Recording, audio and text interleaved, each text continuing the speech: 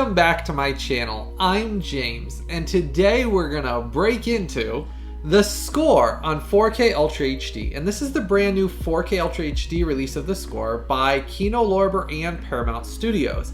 And I do appreciate Kino, Lorber sending this to me early for review. I've been getting a lot of their titles in early for review, and that's always really great. I appreciate when companies send these things to me early for review. Though it never affects my testing data or my review score. As always, I'll be upfront and honest with all of you, and at the end when I give my review score, whether something was sent to me for review or not, it never changes my opinion of what the quality of this release is. Now today I'll be doing my exclusive 4K versus the original Blu-ray release image comparison, and that's something I exclusively do here on this YouTube channel. I pull all the data off of each of the discs to show you side-by-side images of what the differences between the old Blu-ray release are and this brand new 4K Ultra HD release, to let you know which one of these is actually worth owning and buying, or if you should actually spend your money and upgrade to this new 4K Ultra HD release. And then at the end, I always wrap it up with my review score, which gives you a comparison to hundreds of other 4Ks I've tested and reviewed here on this YouTube channel, and let you know the quality of this in comparison to those. So that way you get an idea of how much of an upgrade this actually is. Now the goal this year for this YouTube channel is to hit 10,000 subscribers by the end of this year, and we're on track to be very close.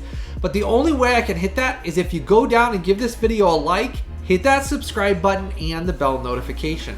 So if you enjoy the hard work and time I put into these videos, make sure to go down there and give this video a like. Make sure to hit that subscribe button and the bell notification. That way we can hit our goal of 10,000 subscribers by the end of this year. Now starting off, we're going to start off with the original Paramount 2010 Blu-ray release. Now this is the only release on Blu-ray that's ever been available from Paramount previously.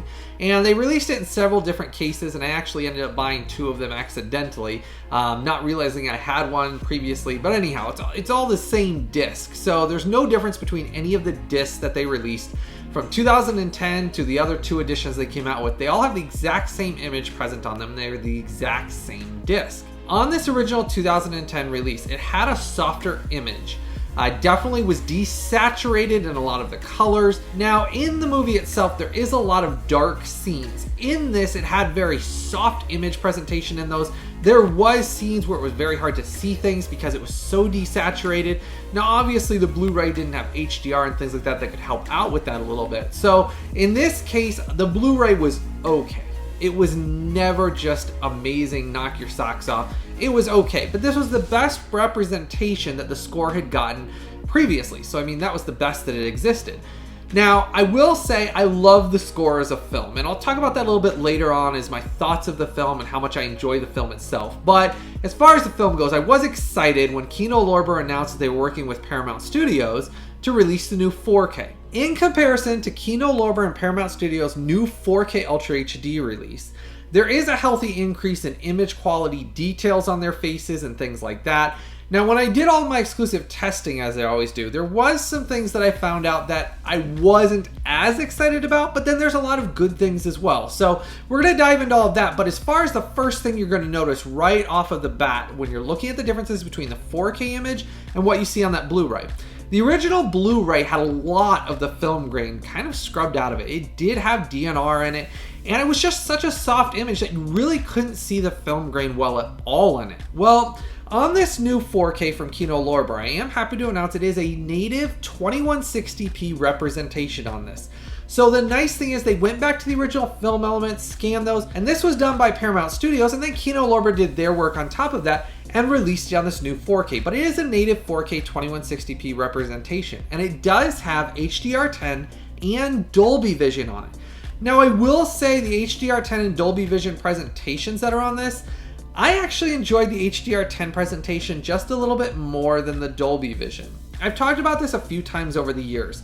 Sometimes Dolby Vision can be better than HDR10, sometimes Dolby Vision cannot be as good as HDR10. It just depends on each release how it's worked. Well, in this one, the one thing I noticed between the Dolby Vision versus the HDR10 presentation was the Dolby Vision had more of a reddish skin tone color, where they all kind of had a little bit more pink to their skin tone, whereas the HDR10 presentation had a more almost natural looking skin tone presentation to it. Now, How heavy of a difference was it? I'd say you're looking at roughly about a 10% difference in skin tone, basically colorization between it, where one's a little bit more pink, whereas one was a little bit more natural, and it's about a 10% difference. So in that case, I will say the HDR10 presentation on this, I did like just a little bit better, but it's not enough to say that Dolby Vision was broken on it. It wasn't. It was good looking and was a huge upgrade, obviously, over the Blu-ray anyways. Now, if after you get done watching this review and hearing my review score, if you decide you want to buy and add this to your collection,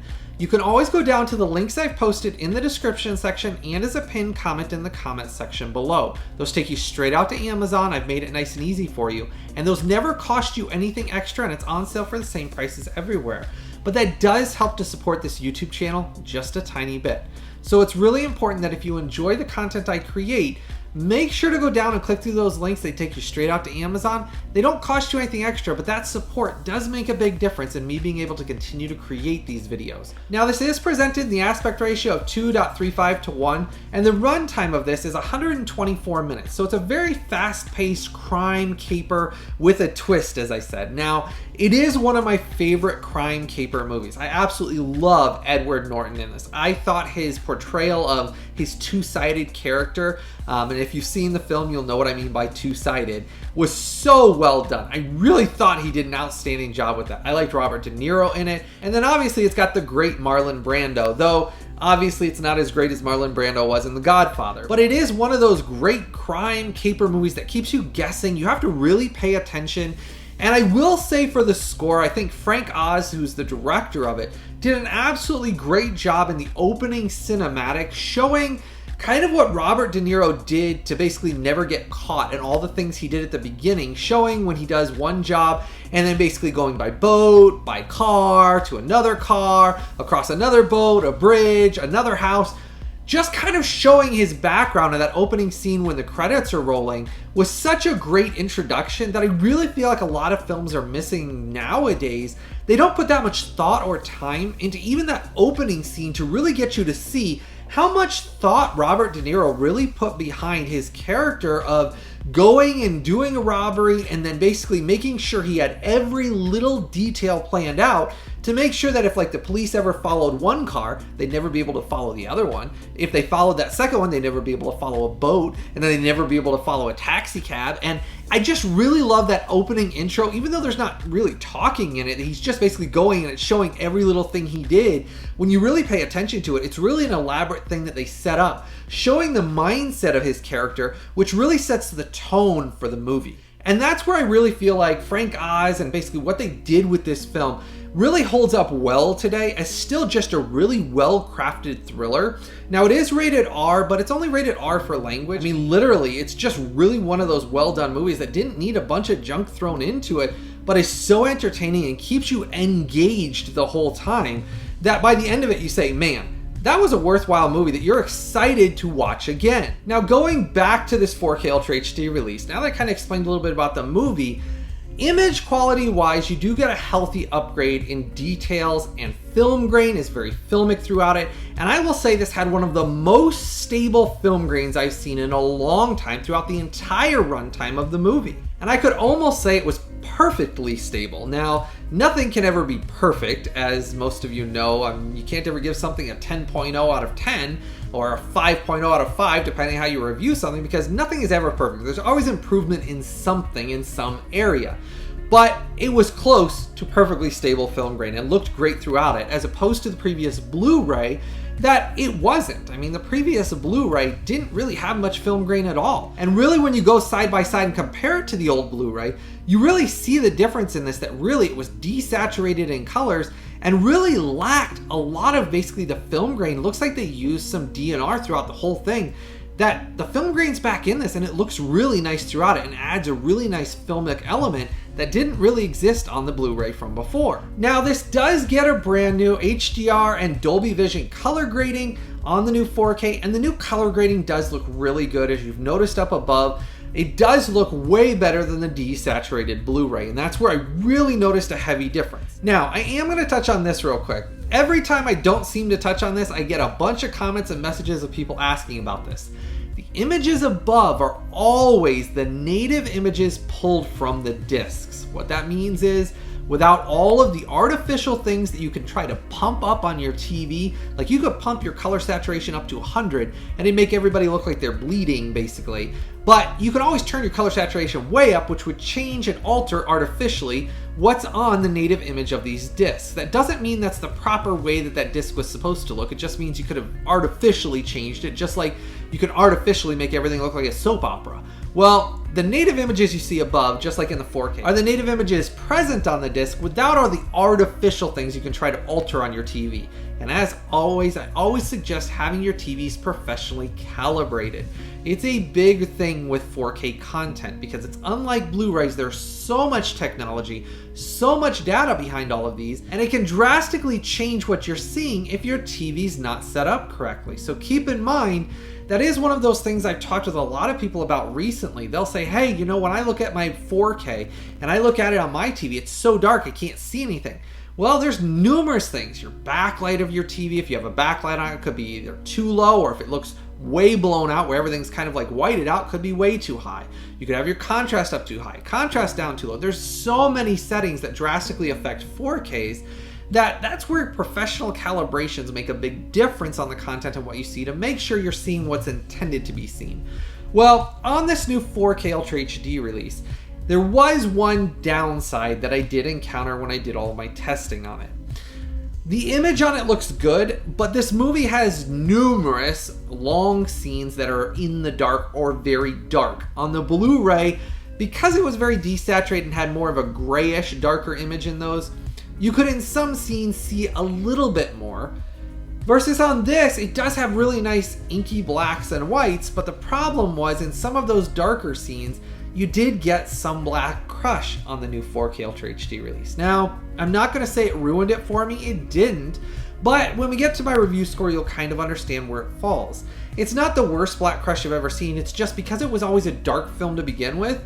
Once they did the HDR and the new color grading and then the lights to the darks, those dark scenes are very dark now, where some of a little bit of loss in some of the background detail, you did lose a little bit of it because of the darkness of those scenes. So that's where it kind of got a little bit of a downside, and it did lose a few fractions of a point because of that. Now, it's not horrible. I don't want you to think it's just a horrible release.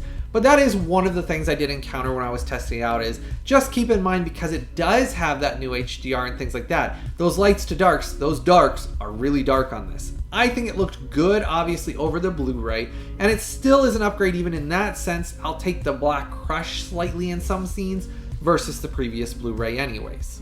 Now, audio-wise on this, we do get an English DTS HD Master Audio 5.1 and 2.0 mix. Now, as far as audio-wise goes, I can't really say either one of them had really much of a one-up. I could hear both just fine. I didn't have any issues with it. The music, the score, the sound, it all sounded fine.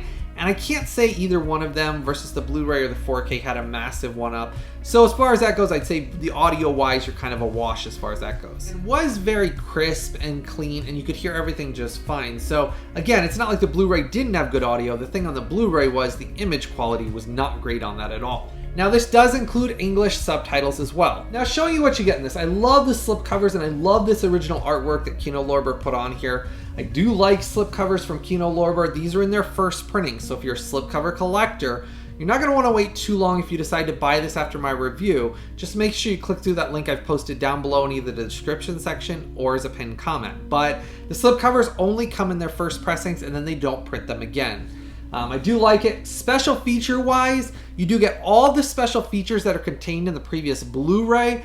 The only additional things you get in this basically are some extra theatrical trailers from some other releases. Otherwise, all the same special features from the previous Blu-ray are ported over. You're not missing any. So for that case, you wouldn't need that previous Blu-ray for any reason because they are all contained in this. Now, getting inside here, you do get your Kino Lorber disc. This is your 4K Ultra HD, and this is your Blu-ray. Now, I tested these as I always exclusively do here on my channel. The 4K, it is region-free. As seems to be part of the course with almost every single one of these Kino Lorber releases though, the Blu-ray is Region A locked. So if you live in Region A, you're fine. America, Canada, Mexico, things like that, you're all fine. If you live outside of Region A, you will need a multi-region or region-free player to view the Blu-ray. Now I will tell you this is a new Blu-ray. This is not the original Blu-ray that was released before. Kino Lorber has released a new one. It has theatrical trailers on it, things like that. So you do get a new Blu-ray in here, but it is Region A locked. Your 4K is what is region free. Now I do like this release. Now it doesn't have a reversible cover art on the inside, but I love the slipcover and I like this original artwork anyway, so I didn't really feel like it needed it. I do like what Kino Lorber is doing with Paramount Studios, and I secretly really hope they're going to release The Phantom. I really hope that's one of those that has a new 4K done to it with basically a new restoration or remaster. This got a new remaster on it, obviously with the new color grading, and it looks really good. The new 4K scan they did with this remaster looks really good compared to that previous Blu-ray, especially in colors. Just basically getting rid of that desaturated look and giving it the more natural look with actual colors in it versus the desaturated Blu-ray makes a drastic image difference. But like I said, there was some slight downsides. It's not the worst ever, but just keep in mind when you go into it, those dark inky scenes that were kind of grayish but dark on the Blu-ray, they're really dark on this. And they really just are inky black. Now, my review score for this, it's a very enjoyable film. I really love the score, and watching it again, it was a lot of fun. This is the best the score has looked, even with those few little nitpicky things I had when I went through my testing. This gets a very good 9.0. It's a good release. It is one I recommend buying and adding to your collection, especially if you own that previous Blu-ray. You will enjoy the upgrade in this because those black dark scenes I was talking about, they existed on the Blu-ray. They were just grayish black, and they just overall were desaturated, and I just thought the Blu-ray never looked good anyways. That this improves on almost every element of it. Just keep in mind those things I talked about earlier. This is a worthwhile upgrade, and it's a fun movie. If you've never experienced this movie, for the price point that Kino Lorber is releasing these at, it's a great value. And it is a movie I go back and watch over and over again. I think now I've seen this about 5 times. After watching it again the other day when I started doing all my testing, I think that was my 5th time seeing this. So it is one of those films I go back to, I watch again, and I enjoy. And if you like films like Heat or things like that, this is not as, I would say, big as Heat is, but it is still one of those really great crime capers that at the end, it has a good score to it, it has some good jazz music in it, it has some great acting in it, and it just keeps you intrigued the whole time. Then you say, man, I want to go back and watch it again and enjoy it again. So it is one of those that you'll be happy you have it in your collection. Just keep in mind if you're wanting the slipcover, don't wait too long to order it because these are only available in the first printings. But it gets a very good 9.0. This is a must-buy to add to your collection, and the film alone is worth it, and it is such an enjoyable film. Now, make sure to start that conversation in the comments section below and let me know if you've seen the score previously before, whether you've seen it in theaters or whether you ever had it on home video, whether you had the previous Blu-ray. Comment down below, let me know, because this is one of those films that a lot of people missed out on back in 2001 when it originally released. And it was kind of one of those films that went under the radar. Then they released it on Blu-ray in 2010, and that's the old Blu-ray over there. And a lot of people just missed out on it. And man, Edward Norton in it, let me tell you, I really enjoyed his character in this. I thought Edward Norton did an outstanding job with his acting chops in this movie, and I still to this day really enjoy it. If you decide you're going to pick up or add this to your collection or you want to buy this, make sure to click through those Amazon links I posted down in the description section and as a pinned comment below. Remember, that never costs you anything extra, but it makes a world of difference and helps support this YouTube channel just a little bit. Also, if you enjoy or these videos have helped you out, if you watch these videos here on my YouTube channel and they help you decide on releases, what to buy and what not to, and you enjoy all the hard work I put behind these, make sure to join my Collectors VIP Club. That costs you less than the price of a cup of coffee, but it really does make a difference in helping me to be able to keep creating all these videos, spending day after day testing all of these releases, getting all the data off of them, getting the software, and putting all these videos together for you to watch. Make sure to join my Collectors VIP Club. That few dollars makes a world of difference and really helps out every month. And you can always give a super thanks through the super thanks button down below. That allows you to give a tip of any amount, same thing that goes right back into the creation of these videos. That's how I'm able to keep doing this. Don't forget to give this video a like and a thumbs up for me. Hit that subscribe button and the bell notification. I had fun doing this one and testing this one out because it's such a great movie. I hope all of you have a blessed day, and I've always got something new and exciting coming out very soon.